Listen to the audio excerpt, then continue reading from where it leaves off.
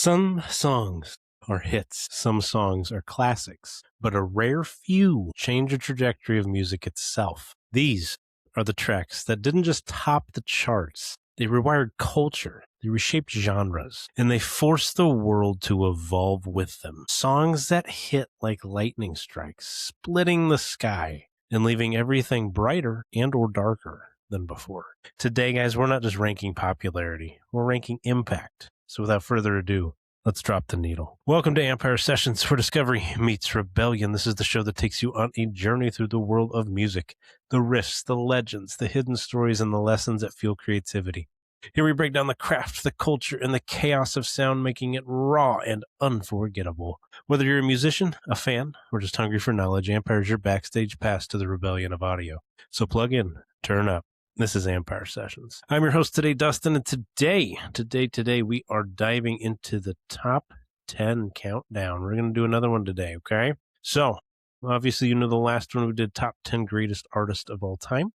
Got some critiquing from it, from a certain few of you that wanted to comment on my podcasts. But yeah, we're going to jump into another one, which I'm glad. It starts a conversation. I'm glad that people want to comment on my things. So keep it up. I enjoy reaching out to you guys and hearing your guys' take as well on what these mean to you.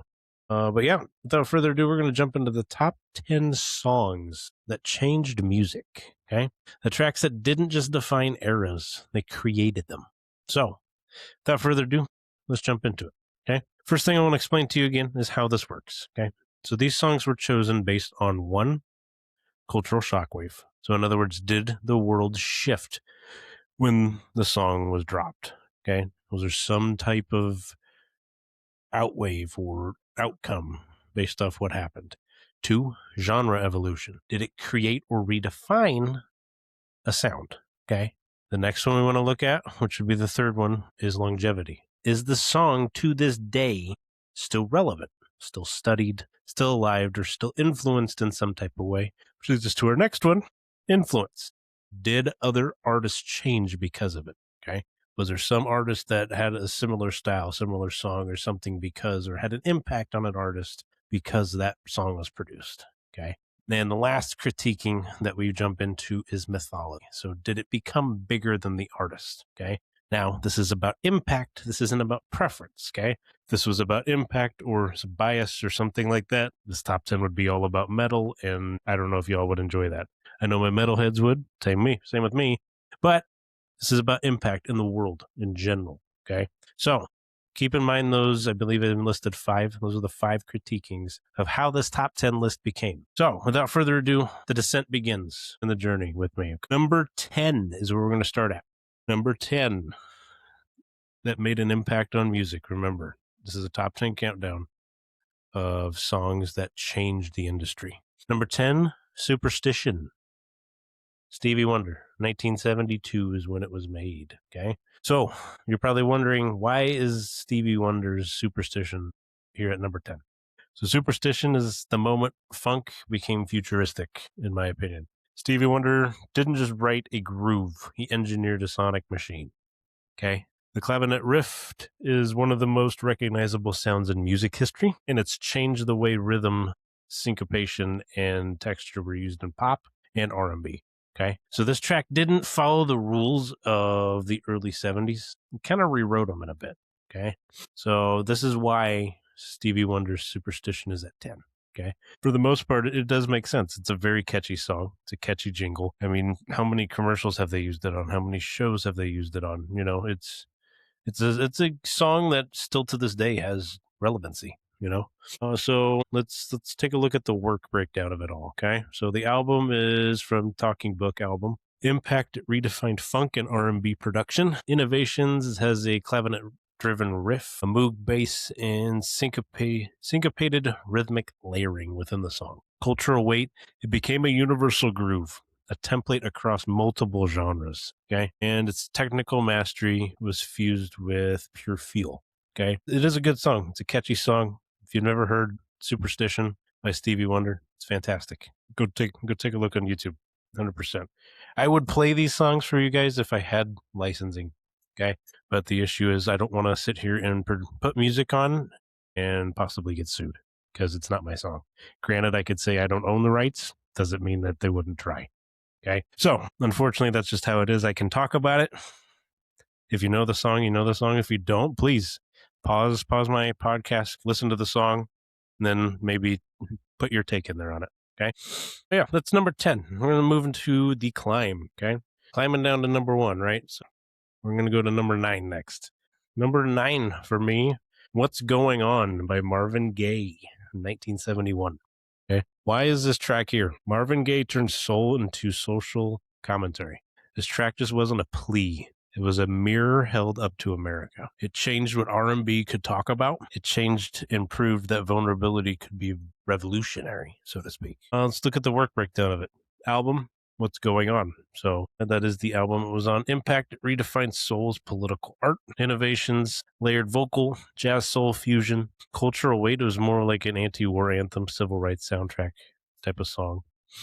But yeah, it was the signature of the song is it really shows compassion as power. So yes, so number 9, we had What's Going On by Marvin Gaye. Move on to number 8 next. We're going to talk about possible people that changed music in general. We'll talk about one of his songs, like a Rolling Stone, Bob Dylan, made in 1965. So why is it here? The song shattered the idea of what a single could be. Okay. If you got time, the song's 6 minutes long. Okay. It's lyrically dense. There's a lot to it.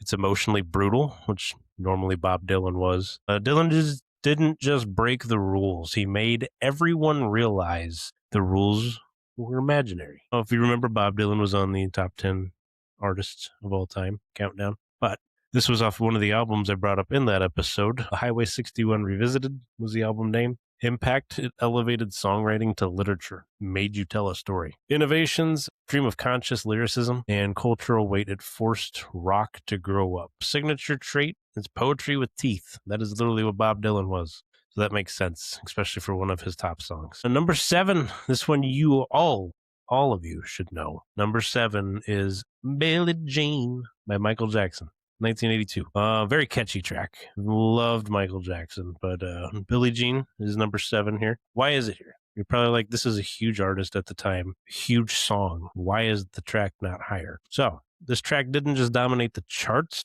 for the 90s. It changed the business of music.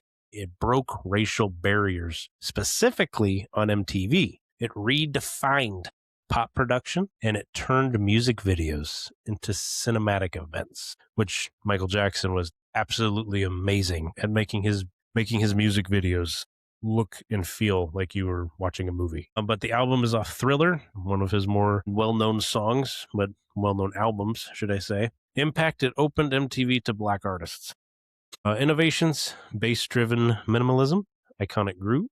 Cultural weight, everyone knows the famous moonwalk moment, happened from that song. It was a global phenomenon. Literally was. Hands down one of his greatest songs he ever made. Signature trait, precision engineered into perfection is how I would define that song. Number 6, also when we talked about in the top 10 countdown for artists, this song is Bohemian Rhapsody by Queen, 1975. Why it's here? It's a 6-minute operative rock epic with no chorus, okay? And it should have failed.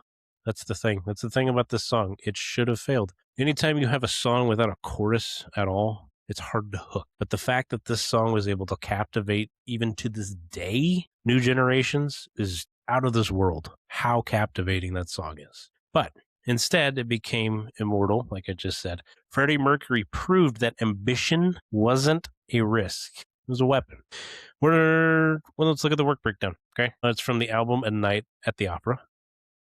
Okay. Impact, it redefined what a rock song could be. In my opinion, not just rock, any song in general. I mean, you have the basic precedents of what a song is, right? Not having a chorus. It should redefine how songwriting in general. Innovations, multi-section structure, operative layering, cultural weight. It is an eternal stadium anthem. Anytime you go to a stadium, it's probably going to be one of the songs you're going to hear. A signature trait, it is theatrical genius of a song. It really is. That's how I would sum that up. Okay. So yeah, we went through 10 through 5. So, guys, we're halfway through this countdown. It's crazy, right? Really crazy. So, if I can give you a little recap of where we were at. Number 10 was Superstition by Stevie Wonder. Number 9, you were sitting at What's Going On by Marvin Gaye. Okay.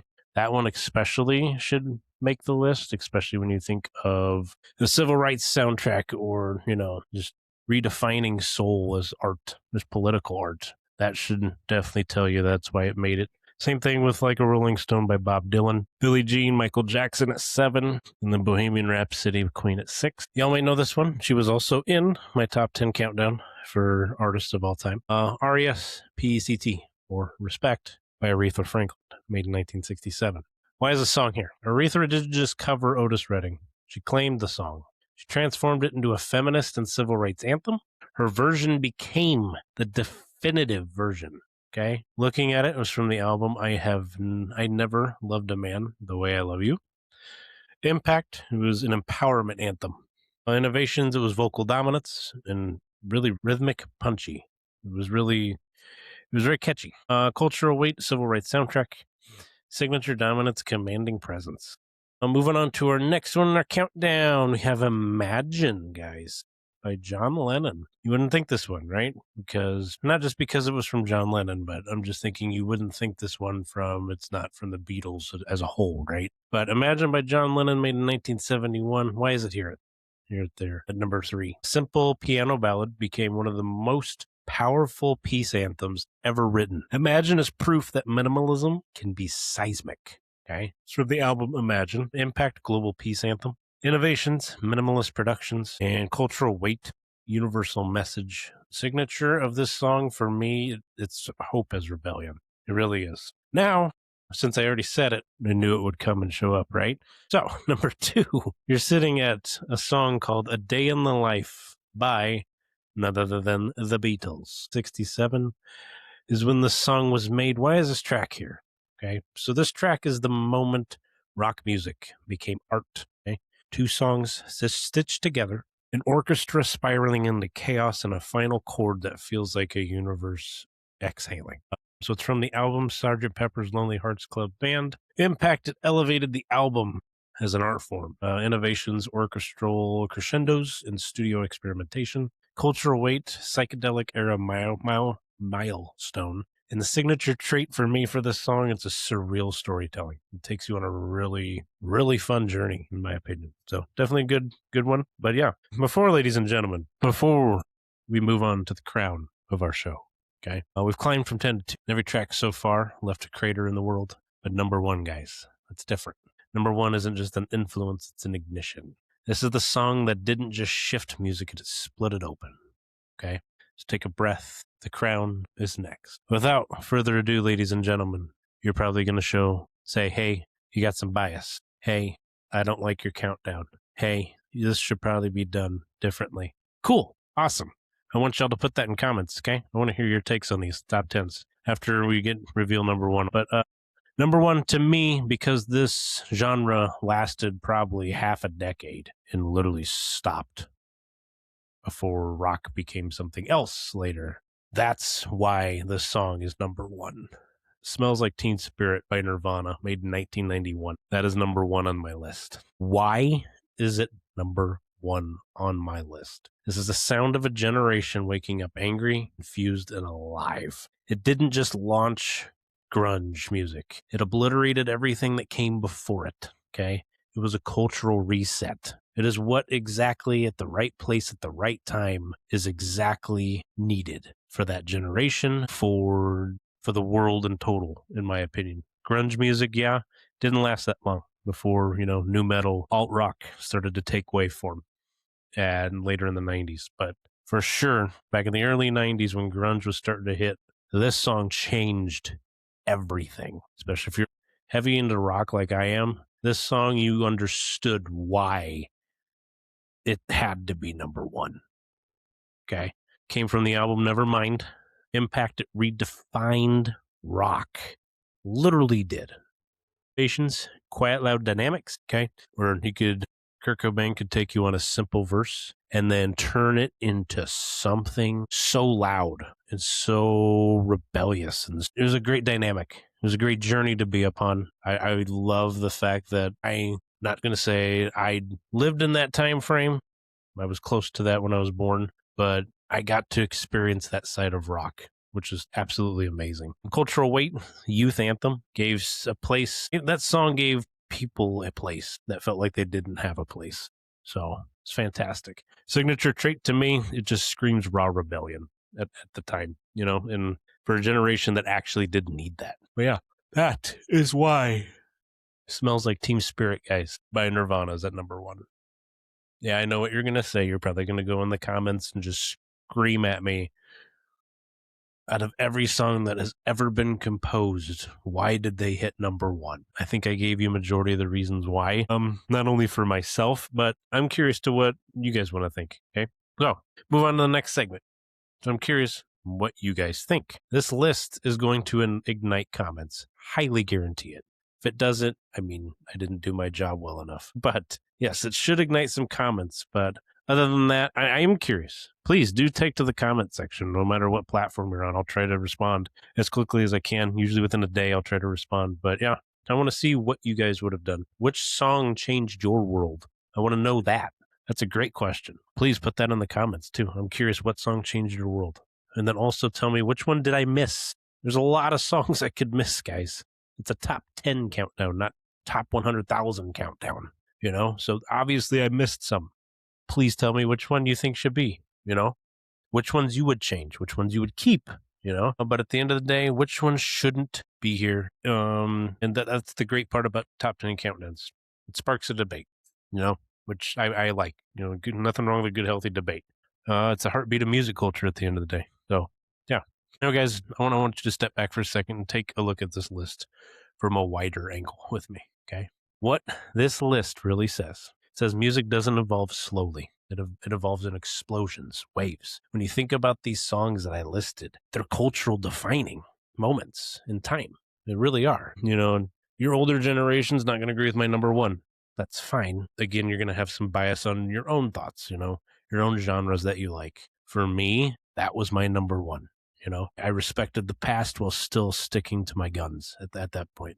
It just shows you that the evolution of music, it involves in waves and explosions, okay? Each song that I brought up had its own specific reasoning for why it belonged there at the end of the day. It really did. And if you paid attention to the impact parts when I went to explain, the work behind the song, the albums, stuff like that, if you re-listen and listen to the impact, that is really where these songs are defined in each spot. But yeah, these songs weren't just hits, they were turning points. Moments where the world shifted, even if people didn't realize it at the time. These tracks didn't just soundtrack history, guys. They shaped it. Okay? Now again, feel free to comment. I want to know what songs hit you the most, and I also want to know what you would have changed or kept.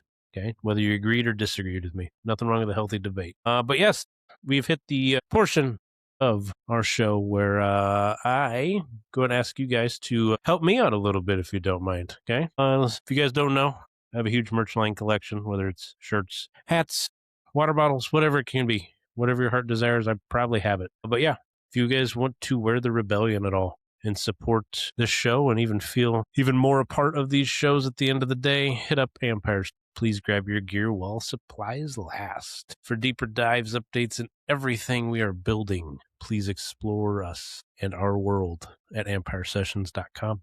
But you've been listening to Ampyre Sessions, where discovery meets rebellion. The journey doesn't stop here. Keep exploring, keep creating, and keep the fire alive. Until next time, stay loud, stay bold, and never fade into the noise. This was Ampyre Sessions.